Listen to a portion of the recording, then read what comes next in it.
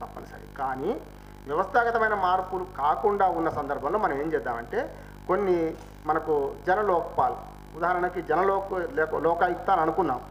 కానీ ఈ మధ్యన లోకాయుక్త గురించి ఒక వివాదం వచ్చింది, మనమే అన్నాం సుభాష్ రెడ్డి గారి గురించి. మళ్ళీ దానికి పోటీ లోకాయుక్త ఇద్దని ఇంకెవడన్నా మళ్ళీ ఇంకోటి అనే బదులు మనమే కొంచెం వెనక్కి తీసుకొని లోకాయుక్త బదులు లోక్పాల్ అన్నాం. ఇట్లాగ జనలోక్పాల్ అనేది జనంలో నానింది. అన్నా హజారే పుణ్యమాని, మన బాబా రామ్దేవ్ పుణ్యమాని. కనుక మనం జనలోక్పాల్ అనే అంశాన్ని తీసుకొని మీరు ఈ కమిటీస్ ఎక్కడ ఏర్పడ్డాయో అక్కడ ఆ నియోజకవర్గాల్లో ఎక్కడైతే రౌండ్ టేబుల్స్ జరిగినాయో అక్కడ మీరు జనలోక్పాల్ అనే అంశాన్ని ముందుకు తీసుకెళ్ళండి. అక్కడ కూడా ఏం చేస్తారంటే కొన్ని చోట్ల పరిమితులు ఉన్నాయి. ఉదాహరణకు మనకు ప్రజా కౌన్సిల్స్లోనేమో మీరు మాజీ కౌన్సిలర్స్ మీకు కలిసి వస్తారు, అన్ని పార్టీల వాళ్ళు కలిసి వస్తారు. అట్లాగే మాజీ కార్పొరేటర్లు కలిసి వస్తారు, అట్లాగే పార్టీ నాయకులు కలిసి వస్తారు, మహిళా నాయకులు కలిసి వస్తారు. వీళ్ళందరినీ కొంచెం ప్రజా కౌన్సిల్లో పెట్టుకోండి, రాజకీయం ఇన్వాల్వ్ అయిన ఎక్కువ మందిని. కానీ ఏదైతే జనలోక్పాల్ ఉందో అక్కడ కొంచెం రాజకీయ నాయకులు ఇన్వాల్వ్ చేయకండి. ఎందుకంటే వాడి లోపల 12 లోపాలు ఉంటాయి.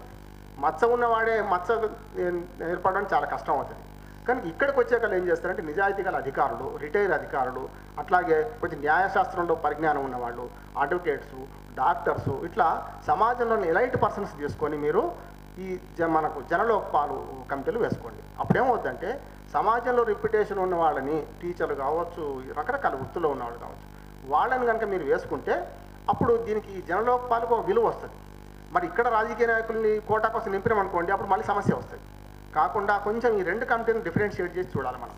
ప్రజా కౌన్సిల్లో రాజకీయ నాయకుల్ని ఎక్కువ మంది ఇన్వాల్వ్ చేయండి, వాళ్ళకి సమస్యలు తెలుస్తాయి, పరిష్కారాలు కూడా తెలుస్తాయి, గతంలో జరిగిన పొరపాట్లు తెలుస్తాయి, ఇప్పుడు జరగాల్సిన మంచితనం కూడా తెలుస్తుంది.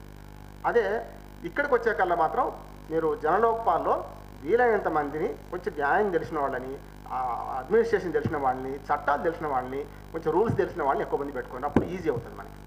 అట్లానే మీరు 2-3 కార్యక్రమాలు చేసుకోవచ్చు. ఉదాహరణకి కొంచెం ప్రజల్లో సంచలనం చేసుకోవడానికి కూడా కార్యక్రమాలు చేయవచ్చు. ఉదాహరణకి మీరు ఏ ప్రభుత్వ శాఖలో అవినీతి ఎక్కువగా ఉంది అని ఒక చిన్న సర్వే చేపట్టండి. పొద్దున 2-3 సర్వేలు కూడా జేపీ గారు ప్రస్తావించారు. ఒక బ్యాలెట్, ప్రజా బ్యాలెట్ అని పెట్టి మీరు బస్ స్టాండ్లో పెట్టిన నష్టం లేదు, ఎందుకంటే ఎక్కడ పడేసినా అవినీతి గురించి ఓటు వేయచ్చు. మీరు ఓటు అనగానే మాత్రం ఏమవుద్దంటే వెంటనే ఒక ఆసక్తి ప్రజల్లో ఉంటుంది. ఓటు, కౌంటింగు, లెక్కలు చెప్పడం అంటే. మీరు ఆఖరికి ట్యాంక్ బండి మీద నేను రోజు వాకింగ్ వెళ్తుంటే వాకర్స్ అసోసియేషన్ రేపు ఎన్నికలు అనగానే ఉరికేవాడు కూడా, పరిగెత్తేవాడు కూడా ఆగుతాడు. ఎందుకు? ఎన్నికలు అంటే అంత ఆసక్తి ఉంటుంది. కనుక మీకు ఎప్పుడైతే మీరు ఈ బ్యాలెట్ పెట్టిందనుకోండి, ఆ బ్యాలెట్లో కొంచెం ప్రజలకు ఆసక్తి ఉంటుంది. ఒక 7-8 పేర్లు రాయండి. పోలీస్ శాఖని ముందు రాయకండి, పోస్ట్ ఆఫీస్ ముందు రాయండి మొట్టమొదటిది. అట్లా ఒక 7-8 శాఖల పేర్లు రాసేసి ఇంకా ఇతర శాఖలు ఏమన్నా ఉన్నాయా అని రాసి వాళ్ళు టిక్ పెట్టవచ్చు, లేకుంటే పేరు రాయవచ్చు. అప్పుడు పెట్టిననుకోండి, ఒక సాయంత్రం కల్లా కుక్కడిపల్లి లాంటి చోట్ల పెడితే ఒక 5-6 వేల ఓటింగ్ అవుతుంది. మీరు సాయంత్రం 3 గంటలకి ఓటింగ్ ఆపేసి మీరు దాన్ని కౌంటింగ్ ముందు పెట్టండి, ప్రెస్ మీడియాని పిలిచి. ఒక 2 గంటల్లో ఫలితం తెలిపోతుంది. అందరికీ ఏదో ఒక శాఖ ఫస్ట్ వస్తుంది. అంటే అక్కడ ఉన్న ప్రజల ఓట్లేసిన వాళ్ళ అనుభవాన్ని బట్టి ఏదో శాఖ అటు ఇటు కావచ్చు. ఉదాహరణకు పోలీస్ శాఖ ఎక్కువ వచ్చింది అనుకోండి, అయ్యా ఇక ప్రజల అభిప్రాయం పోలీస్ శాఖలు ఎక్కువ అధిమితుంది చెప్పచ్చు. అంటే మాస్గా మనం చేసే యాక్టివిటీలో కొన్ని కార్యక్రమాలు చేసుకుంటూ పోవచ్చు. అట్లాగే క్లీన్ సిటీ డే, ఇప్పుడు పొద్దున చెత్త నగరం ఎట్లా మారింది మనం తెలుసుకున్నాం. క్లీన్ సిటీ డేగా మనం చేసి ఒక కార్యక్రమం మనమే రూపొందించవచ్చు, దానికి అవగాహన కల్పించవచ్చు. అంటే ఆ రకంగా మన సొంతంగా కొన్ని అనుభవాలను ప్రజలు చూపించడం, సొంతంగా వాళ్ళ అనుభవాలు కూడా మనం తీసుకోవడం, రెండు చేయాలి. ప్రజల నుంచి ఉన్న అనుభవాలు కూడా మనం తీసుకునే ప్రయత్నం చేయాలి. ఉదాహరణకు క్లీన్ సిటీ అంటే నాకు పొద్దున జ్ఞాపకం వచ్చింది. మనం ఏం చేస్తామంటే, నేను మా ఊరు ప్రజ్ఞాపురం ఇక్కడ దగ్గరే 50 కిలోమీటర్లు. నేను మా ఊళ్ళో మొక్కజొన్న పొత్తులు కంకులు కొనుక్కొచ్చుకుంటే నేను ఏం చేస్తాం మొట్టమొదటి అంటే మా ఊళ్ళోనే పొట్టు తీయించి తీసుకొస్తాం. అంటే హైదరాబాద్కు రీచ్ అయ్యే చెత్తలో కొంత ఆపినట్టే కదా మనం. సాయంత్రం మనం చేసుకుంటాం, ఆ చెత్త ఇక్కడ తీసుకోవాల్సిన అవసరం లేదు. మరి హైదరాబాద్లో కొట్టి ఏం చేస్తారు సార్ అని మీరు అడగవచ్చు. అంటే టెక్నిక్సే. హైదరాబాద్లో కంకులు కొనాల్సి వచ్చినప్పుడు పొట్టుతోనే కొంటాం. ఎట్లాగో వచ్చింది ఇక్కడికి, వచ్చిందని ఏం చేయాలి, ఆ పొట్టు ఇంటి తీసుకెళ్ళిన తర్వాత తీసేసి పొద్దున మార్నింగ్ వాక్ పోయినప్పుడు మన వెలుగుగుట్ట అని ఒకటి ఉంది స్టేడియం పక్కన, అక్కడ ఆవులు మెస్తున్నారు వాళ్ళు. ఈ పొట్టును ఆవులకి వేసేస్తే 2 పనులు అయినాయి. దానిలో కార్లో పోతే మళ్ళీ కారు పెట్రోల్ వేస్ట్. వాకింగ్ పోయినప్పుడు తీసుకెళ్ళి వెళ్ళా. అంటే మనం అనుకుంటే మనలోనే ఉన్నది ఏమైనా చేయదలుచుకుంటే, అది చేసే క్రమంలోనే కొంచెం ఆలోచన చేస్తే చాలా టెక్నిక్స్ దొరుకుతాయి. అందుకనే ప్రజా కార్యక్రమాల్లో మేము ఏదో ఒకరోజు క్లీన్ సిటీ డే, ఏదో ఒకరోజు పట్టణంలో సురాజ్య మార్చ్ అన్నాం. సురాజ్య మార్చికి మనకు మంచి అవకాశాలు ఏంటంటే, అంతిమంగా చెప్పేది, మనకు కాలేజీలు ఎక్కువ కాలేజీలు ఉన్న చోట మనం కరస్పాండెన్స్ను సంప్రదిస్తే ఈ సురాజ్య మార్చికి వాళ్ళు అనుమతిస్తారు. ఉదాహరణకు నా అనుభవంలో నేను రాయలసీమ 3 జిల్లాలు చూస్తున్నాను. చాలా కాలేజీల వాళ్ళు పార్టీ పేరు లోక్సత్తా పేరు లేకుంటే చాలా వరకు సురాజ్య పేరు మీద పోతే చాలా ఆదరిస్తున్నారు. మన సురాజ్య ప్రతిజ్ఞలు ఒక 100 కాలేజీల పైన జరిగినాయి ఒక 3-4 జిల్లాల్లోనే. అంటే కాలేజీల్లో మనం ప్రిన్సిపాల్స్ని కాకుండా కరస్పాండెన్స్ను సంప్రదిస్తే అంటే మేనేజ్మెంట్ వాళ్ళకి పక్షాన ఉంటుంది కనుక వాళ్ళు కనుక స్పందిస్తే కళాశాలల్లో మనం ఖచ్చితంగా దీన్ని సురాజ్య మార్చ్ను సక్సెస్ చేయొచ్చు. నేను అంటున్నా సురాజ్య మార్చ్ అంటే 1000 మంది రావాలి, జేపీ గారు రావాలి, పద్యాన్ని కాకోకండి. మీరందరు లీడర్లే. మీరు ఒక 100 మందితో ఒక సురాజ్య మార్చి తీసినా మనం చేయొచ్చు. అంటే సంకల్పం ఉంటే ఆ సంకల్పాన్ని సాకారం చేసుకోవచ్చు. అట్లా మనకు వివిధ రంగాల్లో పరిచయాలు ఉన్నాయి. ఉదాహరణకు కొందరు అడ్వకేట్ మిత్రులు ఉన్నారు ఇక్కడే. మీరు అడ్వకేట్స్తోనే ఒక చిన్న రౌండ్ టేబుల్ పెట్టవచ్చు. అడ్వకేట్ దగ్గరికి వెళ్ళినప్పుడు ఎక్కడ ఏ సెక్షన్ ఉంటే కొంచెం ఆ సెక్షన్ వైపు మాట్లాడండి. స్టూడెంట్స్ దగ్గరికి వెళ్ళినప్పుడు ఓ రకంగా, అడ్వకేట్స్ దగ్గరికి ఓ రకంగా, డాక్టర్ల దగ్గరికి ఓ రకంగా. అంటే ఆ సెక్షన్ ఆఫ్ గ్రూప్ పీపుల్ ఎవరున్నారో వాళ్ళని బట్టి మనం మాట్లాడితే న్యాయ సంస్కరణలు, పోలీస్ సంస్కరణల గురించి అడ్వకేట్లు చెప్తే బాగా అర్థమవుతుంది. అంటే మనకి సురాజ్యంలో అంతా ఉన్నది, అండపిండ బ్రహ్మాండం అంతా ఉన్నది. దీన్ని ఏం చేయాలంటే ఏపీస్కి ఆఫీసు ఎక్కడికక్కడ మన లౌక్యం జోడించి చెప్పుకుంటే మొత్తం సాధ్యమవుతుంది. లేదు మన చాదస్తాం అంతా మనం మొత్తం వాళ్ళకి నూరిపోస్తాం అనుకుంటే మాత్రం ఏమవుద్దంటే మొదటికే వస్తుంది. మళ్ళీ ఇది అర్థం కానీ బ్రహ్మ పదార్థం అవుతుంది. ఆ బ్రహ్మ పదార్థం కాకుండా ఉండాలంటే సురాజ్యాన్ని కొంచెం మనం స్పెషలిస్ట్ డాక్టర్ లాగా దేని దానికి విడదీసి ఇది ఇది ఇది ఇది అని చెప్పగలిగితే ఈ 4-5 కార్యక్రమాలను మనం బాగా చేయగలుగుతాం. అందుకనే మీరు దయచేసి ఇంటికి వెళ్ళిన తర్వాత ఈ సురాజ్య క్యాలెండర్ ఒకసారి చూడండి. నేను ఏమంటున్నాను, ఇవే పూర్తిగా ప్రామాణికం కాదు. మీకు కొత్త ఆలోచనలు వస్తే చేయండి, కొత్త ఆలోచన మాతో కలిసి పంచుకోండి. ఎప్పటికప్పుడు మీరు చేస్తున్న కార్యక్రమాన్ని లోక్సత్తా టైమ్స్ పంపితే తప్పనిసరి వాటిని ఇంకా 10 మందికి చేర్చే ప్రయత్నం చేయొచ్చు. అట్లా సురాజ్య ఉద్యమ కాన్సెప్ట్ను వీలైనంత ఎక్కువ మంది ప్రజల్లోకి తీసుకెళ్ళాలంటే అన్నిటికన్నా ఉపన్యాసాల వల్ల రాదు, ఇది ఆచరణ వల్ల కార్యక్రమాల ద్వారా వస్తుంది. రేపు డిసెంబర్ 9 దాకా మనం చేసే కార్యక్రమాలు ఏమున్నాయో వాటిల్లో ఈ 5-6 కార్యక్రమాలు పట్టు విదలకుండా మీకు ఏది చేతనైతే అది చేయండి. ఇంకా కొత్త కార్యక్రమాలు మీరు తీసుకొని చేస్తే తప్పనిసరి సక్సెస్ అవుతామని ఆశిస్తూ ఈ అవకాశం ఇచ్చిన నిర్వాహకులకు హృదయం తెలియజేసుకుంటూ ముగిస్తున్నాను. నమస్కారం.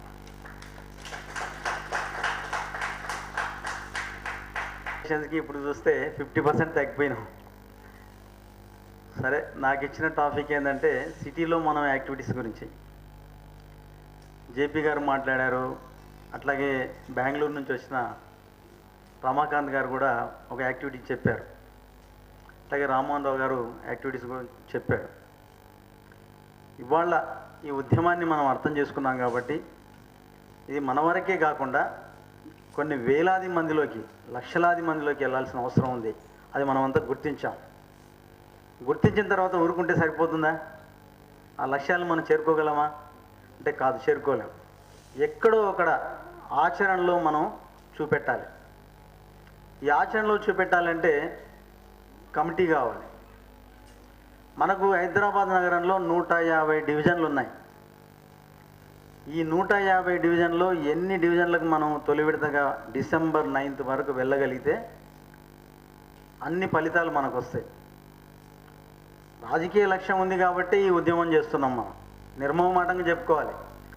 ఈ రాజకీయ లక్ష్యంలో అందరినీ భాగస్వాములు చేస్తున్నాం కాబట్టి ఈ అందరినీ భాగస్వాములు చేయాల్సిన అవసరం ఉంది. కాబట్టి మనం ఈ రోజు నుంచి మన ప్రాంతంలో, అంటే మనం సిటీలో 10 చోట్ల చేసుకున్నాం. హైదరాబాద్ కాకుండా రంగారెడ్డి ప్రాంతంలో 3 చోట్ల చేసుకున్నాం. అంటే ఈ 13 చోట్ల చేసినటువంటి దగ్గరలో మనకు ఫలితాలు రావాలి, కొంత కమిటీలు రావాలి. కమిటీల ద్వారా ఈ యాక్టివిటీస్ జరగాలి. దానికి మీ నుంచి నేను కోరేది ఏంటంటే, మనం ఫస్ట్ విడతగా రౌండ్ టేబుల్ సమావేశాలు నిర్వహించాం. అక్కడి నుంచి కమిటీలకు శిక్షణల తర్వాత యాక్టివిటీస్. ఈ యాక్టివిటీస్ చేయాలి అంటే మనుషులు కావాలి మొదలు. ఆ మనుషులను గుర్తించడం కోసం ఈ స్వరాజ్యంలో ప్రధానంగా మనం పెట్టుకునేది ఏంటంటే స్వచ్ఛంద సంస్థలు, కాలనీ సంఘాలు, అట్లాగే మహిళా సంఘాలు, యువజన సంఘాలు, విద్యార్థి సంఘాలు, ఇతర వృత్తులు చేసేవాళ్ళు, వాళ్ళ సంఘాలు. అంటే సంఘటితమై ఉన్న చోట్ల ఎవరైతే ఉన్నారో వాళ్ళని గుర్తించి వాళ్ళని భాగస్వామ్యం చేయడం, ఇది మన ఉద్యమం అనేటువంటి ఆలోచన వాళ్ళని కలిగించడం, వాళ్ళందరినీ కూడా ట్రైన్ చేసి అవసరమైతే వాళ్ళ ప్రజా జీవితంలో ఉంటూ కొన్ని అనుభవాలు వాళ్ళకు ఉన్నాయి కాబట్టి వాళ్ళు ట్రైన్ చేసి ఈ స్వరాజ్యం ఏదైతే లక్ష్యాలు పెట్టుకున్నదో ఆ ఫ్రేమ్లో కార్యక్రమాలు అయ్యేటట్టు చూసుకోవాల్సిన బాధ్యత ప్రధానంగా లోక్సత్తా పార్టీ అట్లాగే లోక్సత్తా ఉద్యమ నాయకత్వం ఏదైతుందో వాళ్ళ చేతిలో ఉంది. ఈ ఫ్రేమ్వర్క్లో మనం పనిచేసుకోవాల్సిన అవసరం ఉందని చెప్పి నేను భావిస్తున్నాను. అయితే ఇక్కడ మనకు కొన్ని ఇన్పుట్స్ అంటే ఇప్పుడు హైదరాబాద్ నగరంలో రౌండ్ టేబుల్ సమావేశం చేసిన తర్వాత ఆయా ప్రాంతంలో మనం ఏం యాక్టివిటీ చేసాము, ఏం చేస్తున్నాము అనేది కూడా కొంత ఫీడ్బ్యాక్ కావాల్సిన అవసరం ఉందని నేను భావిస్తున్నాను. ఇక స్వరాజ్య లక్ష్యాలు చాలా గొప్పగా ఈరోజు జేపీ గారు చాలా సంక్షిప్తంగా సరళమైన పదాల్లో చెప్పాడు. అంటే ప్రజల్లో ఇప్పుడు మనం చూస్తున్నాం, మనకు బయట ఉన్న సందేహాలన్నీ కూడా కొంత నివృత్తి అయినాయని నేను అనుకుంటున్నాను. ఎందుకంటే ప్రతి పార్టీ కూడా జగన్ పార్టీ గురించి చెప్పాడు, టీడీపీ గురించి చెప్పాడు, కాంగ్రెస్ గురించి చెప్పాడు. వాళ్ళ ప్రజలను ప్రభావితం చేయగలుగుతున్నారంటే నాకేంటి అసలు నా ప్రయోజనం ఏంటి అనేది వాళ్ళు స్పష్టంగా కొంత చూపెట్టగలుగుతున్నారు. ఈ స్వరాజ్య ఉద్యమంలో ఈ లక్ష్యాల వల్ల నాకు ఈ ప్రయోజనం కలుగుతుంది అని మనం ఈ స్వరాజ్య కమిటీల ద్వారా మనం ప్రజలను చేరుకోగలిగితే మన లక్ష్యం నెరవేరినట్టే, మనం అనుకున్న లక్ష్యాలు సాధించినట్టే, ప్రజలు మన వైపు ఉన్నట్టే, ఆ ప్రజలకు మేలు జరిగినట్టే అని భావించాల్సిన అవసరం ఉందని నేను కోరుకుంటూ, మనం సిటీలో ప్రధానంగా ఇప్పుడు ఉన్న ఈ 10 చోట్లనైనా పూర్తి స్థాయి కమిటీలు వచ్చి అక్కడ ట్రైనింగ్ ఇచ్చి అక్కడ నుంచి యాక్టివిటీస్ తీసుకుంటే బాగుంటుందని చెప్పి కోరుకుంటూ ఈ అవకాశం ఇచ్చినందుకు ధన్యవాదాలు తెలుపుకుంటూ ముగిస్తాను.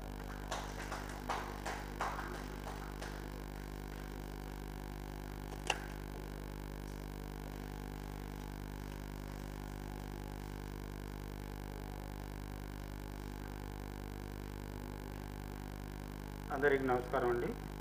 ఇప్పటిదాకా చాలా పెద్ద మీ ముందు చాలా విషయాలు పెట్టేసిండ్రు.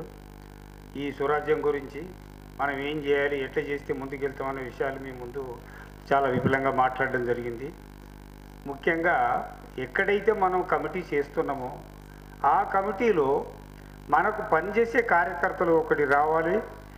ఏదైతే మనం లోకల్ ఆర్గనైజేషన్స్ని మనం ఎప్పుడైతే అట్రాక్ట్ చేయాలనుకుంటున్నామో మనం చేసే కార్యక్రమాలు ప్రజలకు ఉపయోగపడతాయి అనుకున్నప్పుడే ఆ అసోసియేషన్ మెంబర్స్ మన సైడ్ రావడానికి అవకాశం ఉంది. ఊరుగా కమిటీ చేసి ఓ మహిళా సత్తా వాళ్ళనో లేకపోతే ఇంకేదో సత్తా వాళ్ళనో మన దానిలో మెంబర్ చేసుకోవడంలో ఉపయోగం లేదు.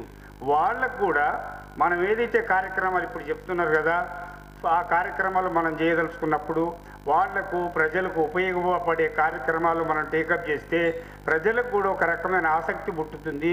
తర్వాత ఈ లోక్సత్తా వాళ్ళనండి లేకపోతే స్వరాజ్య కమిటీ వాళ్ళనండి మన అవసరాలను తీర్చడానికి మనకు ఒక వ్యక్తి మన ఏరియాలో ఒక కమిటీ ఉంది, ఆ కమిటీ వాళ్ళు మన కార్యక్రమాలు చేయడానికి పనికొస్తారు అనే అభిప్రాయాన్ని మనం కలగజేయాల్సిన అవసరం ఉంది.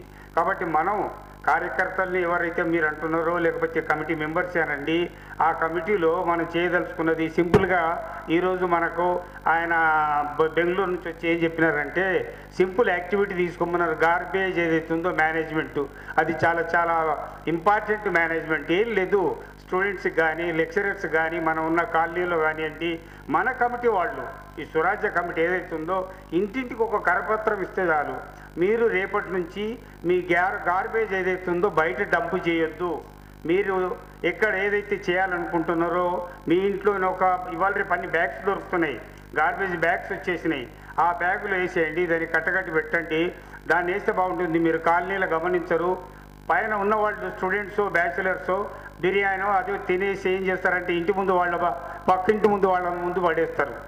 కాబట్టి ఇది ఇష్యూ చిన్నదైనప్పటికీ కూడా మనం ఆ ఇంటి ఓనర్స్కి ఎక్స్ప్లెయిన్ చేసి ఒక చిన్న కార్యక్రమం ద్వారా మనం దీన్ని టేకప్ చేద్దాము. ప్రతి స్కూల్లో కాలేజీలో వాళ్ళ పేరెంట్స్కి ఇవ్వండి. మీరు ఈ ఒక్క ఇష్యూని మనం టేకప్ చేస్తే ఈ యొక్క అసోసియేషన్ ద్వారా మన స్వరాజ్య ఉద్యమ కమిటీ ద్వారా ఇట్లాంటి చిన్న చిన్న కార్యక్రమాలు చేసినట్లయితే ప్రజల లోపల ఒక గుర్తింపు వస్తుంది. వీళ్ళు కూడా కొన్ని కార్యక్రమాలు తీసుకుంటున్నారు, ఆ కార్యక్రమాల వల్ల ప్రజలకు మేలు జరిగే అవకాశం ఉంది అనే అభిప్రాయం వాళ్ళకు కలగజేసేట్లు మనం ప్రయత్నం చేయాలి. కాబట్టి ఇప్పుడు చాలామంది పెద్దలు మీ ముందు చాలా విషయాలు చెప్పారు. ఇక్కడ ఉన్న వాళ్ళందరూ కూడా దీనిలో మునిగి తేలిన క్యాండిడేట్స్ ఉన్నారు. ఏదో మనం ఈరోజు ఇది చేయండి అని చెప్పడం వల్ల మాకు తెలియదు ఏం చెప్తున్నారులే అనే అభిప్రాయం రావచ్చు. కొత్త విషయం అని చెప్పారు కాబట్టి దాన్ని మీరు ప్రతి ఏరియాలో ఒకటి తీసుకొని ఈ ఒక్క ఐటమ్ అన్న చేసినట్లయితే బాగుంటుంది. ఇప్పటిదాకా మనం 17 కాన్స్టిట్యున్సీస్లో మనం మెంబర్షిప్ మనం స్వరాజ్య కమిటీ చేయాలనుకున్నాం. కానీ ఒక 9 వేసినాం, మిగిలిన వేయలేకపోయినాం. ఇవి కూడా ఎట్లా వేసినాం అంటే ఏదో వేసినాం అంటే వేసినాం అట్లనే ఉన్నాయి. కానీ కార్యక్రమాలలో ముందుకొచ్చి కొద్దిగా సమయం ఇచ్చి పనిచేసే వాళ్ళు కావాలి. మనం ఇవాళ ఏది ఇక్కడ అందరం మనమే ఉన్నాం కాబట్టి చెప్పుకోవచ్చు. ఒక కమిటీకి చైర్మన్ ఉన్నారా అంటే మన వాళ్ళు ఏమన్నారంటే ఇప్పటిదాకా వేయలేదండి చెప్తాం మేము. ఇప్పటిదాకా కమిటీలో మనం చైర్మన్ వేయలేదు చెప్తామన్నారు. అంటే మనం కమిటీ వేసినా కానీ చైర్మన్ ఎవరో ఇప్పటిదాకా డిసైడ్ చేయలేదు. చైర్మన్నే డిసైడ్ చేయనప్పుడు యాక్టివిటీస్ కూడా మనం డిసైడ్ ఎట్లా చేస్తాం, ముందుకు ఎట్లా పోతాం. కాబట్టి కొద్దిగా మనం దాన్ని మార్పు చేసుకొని ఒక చైర్మన్ ఎవరైతే కాస్త సమయం ఇచ్చేవాళ్ళు కావాలి. దీనికి ఫండ్స్ కూడా కావాలి. మోస్ట్ ఇంపార్టెంట్ ఏమంటే ఫండ్స్ మన దగ్గర నుంచి రావు. ఎక్కడైతే స్వరాజ్య కమిటీస్ ఉన్నాయో వాళ్ళే కొద్దిగా ఫండ్స్ తయారు చేసుకొని వెళ్ళడానికో కార్యక్రమాలు చేసుకోవడానికో ఇట్లాంటి విషయాలల్లా వాళ్ళు కొద్దిగా ఫండ్స్ కలెక్ట్ చేసుకొని అక్కడ వాళ్ళే దానికి అకౌంట్స్ అది ఇదంతా చేసుకున్నట్లయితే ఈ కార్యక్రమాలు చేసుకోవడానికి వీలవుతుంది. కాబట్టి రిమైనింగ్ ఏదైతే ఉన్నాయో 17 మనం 9 చేసినాం, ఇంకొక 8 చేయాలి. కాబట్టి మిత్రులు ఎవరైనా అంత తచ్చిమ వాళ్ళు కూడా సహకరించేసి అవి ఈ మంత్ నెక్స్ట్ మంత్లో పూర్తి చేయడానికి మేము ప్రయత్నం చేస్తాం. మీ అందరూ సహకారం చేస్తే అందరం మనం కలిసి కట్టుగా ఈ ఒక ఉద్యమంలాగా ముందుకు పోయి మన కార్యక్రమాలు చేసినట్లయితే కొంత ఫలితాలు తప్పకుండా వస్తాయి. నిరాశ అనేది మానుకోండి. కొద్దిగా మన వాళ్ళకి ఎట్లుందంటే ఏం వద్దులే, మనం ఏం చేసినా ఏ వద్దులే అనే అభిప్రాయం మనం ఉంటే అది కుదరదు. మనకు ఆశ మీద బ్రతుకుదాం. మనం ఎప్పటికైనా సక్సెస్ కావడానికి అవకాశాలు ఉన్నాయి. కానీ ప్రతి డివిజన్లో కాన్స్టిట్యున్సీలో ఒక్క క్యాండిడేటు కష్టపడి పనిచేస్తే చాలు.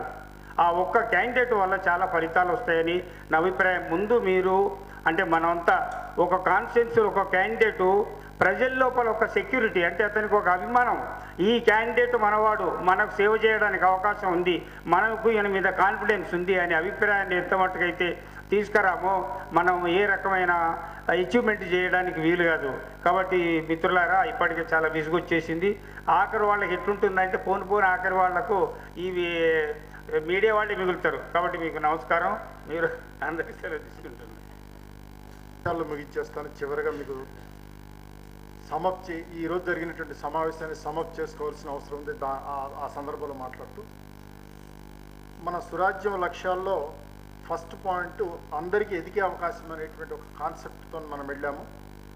అయితే ఎదిగే అవకాశం ఏంటంటే ముందు ఇవాళ ఉన్నటువంటి ప్రజెంట్ సిచ్యువేషన్ ఏంటంటే ఇవాళ ప్రభుత్వాలు చేస్తున్నటువంటిది ₹2 కిలో బియ్యం పథకము, ₹200 పెన్షను, లేకపోతే ఆరోగ్యశ్రీ కార్డు అని చెప్తా ఉన్నారు. వీటి మూలాన ఇవాళ ఉన్నటువంటి ఎవరైతే జనాభాలో ఉన్న 40-50% పేదరికం ఉన్నారో వాళ్ళందరూ బతకటానికే ఉంది తప్ప వాళ్ళంతటా వాళ్ళు వాళ్ళ కాళ్ళ మీద నిలబడి ఆత్మాభిమానంతో ఆత్మగౌరవంతో ఎదగడం కోసం కావాల్సిన అవకాశాలు లేవు. కాబట్టి దానికోసం మనము ఈ బతకడం కాదు ఎదగడం కోసం కావాలనేటువంటి కాన్సెప్ట్తో మనం వెళ్తున్నాము. దాంట్లోనే మనం చెప్పిన మంచి విద్య ఆరోగ్యం అనేది ఇప్పుడు మనం మాట్లాడుతూ ఉన్నాం. రెండోది మన ఊళ్ళో మంచి వసతులు అనేటువంటి కార్యక్రమం ఏదైతే ఉందో ఇవాళ మరి అధికారాలను ఢిల్లీలో ఉన్నాయి, మన గల్లీలో కావాల్సిన వసతులు ఏర్పాట్లు జరగట్లేదు. కాబట్టి ఆ నిధులు ఢిల్లీలో కాదు ఉండవలసింది తీసుకొచ్చి గ్రామాల్లో ఉన్నటువంటి ప్రతి మనిషి ప్రతి ఓటర్కి ఉన్నటువంటి ఒక మరి పౌరుడికి కూడా ఒక ₹1000 చొప్పున గ్రామ పంచాయతీకి కానీ లేకపోతే ఆ కార్పొరేటర్ కానీ ఇస్తే అక్కడ కావాల్సినటువంటి రోడ్డు కానీ డ్రైనేజ్ సిస్టమ్ కానీ వాటర్ సిస్టమ్ కానీ మంచి వసతులు క్రియేట్ చేయడానికి అవకాశం ఉంటుంది. అక్కడ ఉన్న అవసరాలు బట్టి వాళ్ళు నిర్ణయాలు తీసుకొని వాళ్ళకి కావాల్సిన వసతులు వాళ్ళే క్రియేట్ చేసుకుంటారనే ఉద్దేశంతో మనం మన ఊళ్ళో మంచి వసతులు అనేటువంటి కాన్సెప్ట్ని రెండోది తీసుకోవడం జరిగింది. మూడోది మనం అన్నటువంటి లంచాలు లేని ప్రభుత్వ సేవలు అనేటువంటిది మూడో దాంట్లో తీసుకుంటున్నాం. ఇక్కడ జరుగుతున్నది ఏంటంటే వాళ్ళ సిటిజన్ చార్ట్స్ ఉన్నమాట వాస్తవము. సిటిజన్ చార్ట్ ప్రకారం మనం వెళితే మనకి ఒక ఆ సమస్యని 24 గంటల్లో 48 గంటల్లో పరిష్కారం చేయమని ప్రభుత్వం ఆదేశాలు మాత్రమే ఇచ్చింది. It is only order. వాళ్ళ ఎంఆర్ఓ కానీ ఎండిఓ కానీ ఏ ఆఫీసులో అయినా సరే వాళ్ళు ఉన్నదే మనకు సేవ చేయడం కోసం. వాళ్ళు సరిగా మనకి ఇచ్చే సేవ 24 గంటలు 48 గంటలు ఇవ్వకుండా ఎక్కువ కాలం తీసుకుంటున్నారు. కాబట్టి ఒక టైం ఫ్రేమ్ ఇచ్చారు. అయినప్పటికీ కూడా ఇవాళ ఉన్నటువంటి ఆర్డర్స్ ప్రకారం కూడా వీళ్ళు స్పందించట్లేదు. కాబట్టి ప్రభుత్వ సేవలు హక్కుగా పొందాలనేటువంటి కొత్త నినాదంతో రైట్ టు సర్వీస్ కావాలని చెప్పి మనం వాళ్ళు పోట్లాడుతున్నాము. ఎప్పుడైతే రైట్ టు సర్వీస్కు వెళతామో హక్కుగా పొందటం. అంటే ఒకవేళ ఒక బర్త్ సర్టిఫికేట్ కావాలంటే 24 గంటల్లో అధికారి ఇవ్వకపోతే 48 గంటకి ఆయన జేబులోంచి 200 రూపాయలు 300 రూపాయలు ఎవరైతే సఫర్ అవుతాడో అప్లికెంట్ అవుతాడో ఆయనకి పే చేసే విధమైనటువంటి ఏర్పాటు కోసం పోట్లాడుతున్నాం. ఇవాళ సిటిజన్ చార్ట్స్ ఉన్నాయి, అది ఖచ్చితంగా ఇచ్చి తీరాలని లేదు. ఒకవేళ ప్రభుత్వం అక్కడ ఇచ్చినటువంటి జీవో ప్రకారం 50, 100 వెయ్యమన్నా కానీ అక్కడ ఉన్నటువంటి డ్రాయింగ్ ఆఫీసరు లేకపోతే పైన అధికారి ఇష్టాలతో ఉంది కాబట్టి ఇవాళ సిటిజన్ చార్ట్స్ అమలు జరగట్లేదు. కాబట్టి దాని బదులాగా రైట్ టు సర్వీస్ యాక్ట్ హక్కుగా యాజ్ ఎ రైట్గా మనం పొందడం కోసమే ఇవాళ రైట్ టు సర్వీస్ యాక్ట్ కావాలని కోరుకుంటున్నాము. దానికోసం ఇది ఇవాళ ఉన్న పరిస్థితులు, ఎందుకంటే ఇవాళ మీకోసమని సేవా కేంద్రాలు పెట్టిన తర్వాత దాదాపు ఒక 20, 25, 30% వరకు కొన్ని సేవలు మనకు లభిస్తూ ఉన్నాయి. ఇంకా మిగిలిన సేవలు కూడా ఖచ్చితంగా లభించాలంటే దానికి అవకాశాలు ఎక్కువగా ఉన్నాయి. కాబట్టి దీని మీద మనం పోరాటం చేస్తే ఈ వచ్చే 6 నెలల్లో కానీ 8 నెలల లోపల ఖచ్చితంగా రైట్ టు సర్వీస్ యాక్ట్ ప్రభుత్వం ద్వారా మనం పొందడానికి అవకాశం ఉంది. కాబట్టి దీని మీద మీరు ఎక్కువ కాన్సన్ట్రేట్ చేసి మనం బలాన్ని ప్రభుత్వం మీద ఒత్తిడి తీసుకొస్తే మట్టికి రైట్ టు సర్వీస్ యాక్ట్ ఒక చట్టంగా రావడానికి ఎక్కువ ఆస్కారం ఉంది. కాబట్టి దీని మీద మనం ఎక్కువగా పోరాడదామనేది నా మనవి. పోతే రెండోది అవినీతి రహిత పాలన కోసం అని చెప్పి మనము దేశానికి మొత్తానికి లోక్పాల్ అడుగుతున్నాము, ఇక్కడ లోకాయుక్త అడుగుతున్నాము. కానీ వాళ్ళ లోకాయుక్త 1984 నుంచి ఎన్టీ రామారావు గారు అధికారంలోకి వచ్చిన తర్వాత పెట్టారు. కానీ లోకాయుక్త అనేది దానికి ఎటువంటి అధికారాలు లేకుండా ఉన్నటువంటి సంస్థ. ప్రభుత్వంచే నామినేట్ చేయబోయి ఒక కారు ఆఫీసు దానికే ఉంది తప్ప నాకు తెలిసినంత వరకు కూడా లోకాయుక్త ద్వారా ఇంతవరకు ఈ దేని మీద కూడా ఎవరి మీద ఒక చర్య తీసుకున్న దాఖలాలు లేవు. కాబట్టి ఆ వ్యవస్థకి, ఎందుకంటే ఎవరైనా కంప్లైంట్ చేస్తే వాళ్ళంతటా వాళ్ళు సుమోటోగా రిజిస్టర్ చేసుకునేటువంటి అధికారము ఆ లోకాయుక్తకు లేదు. 2, ఆయనకు ఏసీబీ కానీ లేకపోతే విజిలెన్స్ కమిషన్ మీద ఎటువంటి అధికారాలు లేవు. వాళ్ళు ఏసీబీకో లేకపోతే ఎవరికో ఇస్తే వాళ్ళు కేసు పరిశీలన చేసి రికమెండేషన్ ఇస్తే వీళ్ళు మళ్ళీ ప్రభుత్వానికి చర్య కోసం రికమెండేషన్ చేయాలి తప్ప వాళ్ళంతటా వాళ్ళు ఏ రకమైన చర్య తీసుకునేటువంటి అధికారం లేనటువంటి లోక్పాల్ ఉంది. కాబట్టి ఆ లోక్పాల్కి ఇప్పుడు మనం కొత్తగా దానికి అధికారాలతో కూడినటువంటి లోకాయుక్త కావాలని చెప్పి కోరుతున్నాము. అది దాంట్లో ఏంటంటే సొంతగా సుమోటో రిజిస్టర్ కేసులు నమోదు చేసుకోవాలి, వారంతటా వారే విచారించాలి. వారికి అట్లాగే మరి ఒక స్పెషల్ కోర్ట్స్ కూడా దీనికి పెడితే అప్పుడు విచారణ జరుగుతుంది, ఫలితాలు వెంటనే వస్తాయి. కాబట్టి ఈ రకమైనటువంటి లోకాయుక్త కోసం మనం పోరాడుతూ ఉన్నాము. ఇక ఈ 3 అంశాలు మనం తీసుకోవాలి. 4వది ఎన్నికల వ్యవస్థ రీఫార్మ్స్ అనేది అది కాస్త కష్టసాధ్యమైనటువంటి, దాని గురించి మనము నేషనల్ లెవెల్లో డిబేట్ చేయాలి తప్ప గ్రామ స్థాయిలో మనం ఏం చెప్పిన అర్థం కాదు. కాబట్టి ఈ 3 విషయాల్ని మనము మరి తీసుకొని మరి ముందుకు వెళితే ముఖ్యంగా రైట్ టు సర్వీస్ యాక్ట్ అవ్వటానికి 100% అవకాశాలు ఉన్నాయి. అది మనం కొద్ది కష్టపడితే ఆ క్రెడిట్ ఇవాళ మనకే వస్తుంది. గతంలో మనం రైతుల కోసం పోరాటం చేసి ఏ రకంగా అయితే మనం కొన్ని విజయాలు సాధించామో పొద్దున్న జేపీ గారు చెప్పారు, అట్లాగే ఇవాళ సన్న రకం బియ్య వడ్లానికి 1500 రూపాయలు తక్కువ కాకుండా కొనమని చెప్పి ప్రభుత్వం ఇవాళ రంగంలో దిగేటువంటి వచ్చింది. దానికి ఏంటంటే మనము అందరిలాగా పోరాడకుండా టెక్నికల్గా సాంకేతికంగా పోరాటం చేయటం వల్లనే విజయం సాధించాము. అలాగే ఈ విషయాల్లో కూడా రైట్ టు సర్వీస్ యాక్ట్ 100% రావడానికి అవకాశం ఉంది. కాబట్టి దాన్ని మనం వినియోగించుకొని అది విజయాన్ని మన ఖాతాలో నమోదు చేసుకోవడానికి మీ అందరూ సహకరించాల్సిందిగా కోరుతూ ఉదయం నుంచి మరి మీరందరూ ఇక్కడికి వచ్చి ఈ సమావేశాలు పాల్గొని దీన్ని బాగా సక్సెస్ చేసినందుకు మీకు ధన్యవాదాలు చెప్తూ మరి ఈ సమావేశాన్ని ఇంతటితో ముగిద్దామని చెప్పి నేను విజ్ఞప్తి చేస్తా ఉన్నాను. Thank you. పంజాబ సింధు గుజరాత మరాఠా ద్రావిడ ఉత్కళ వంగ వింజ హిమాచల యమునా గంగా ఉచ్చల జలతి తరంగ తవ శుభ నామే జాగే तव शुभाशिष मागे गाहे तव जय गाथा जनगण मंगलदायक जय हे भारत भाग्य विधाता जय हे जय हे जय हे जय जय जय जय हे जय हे.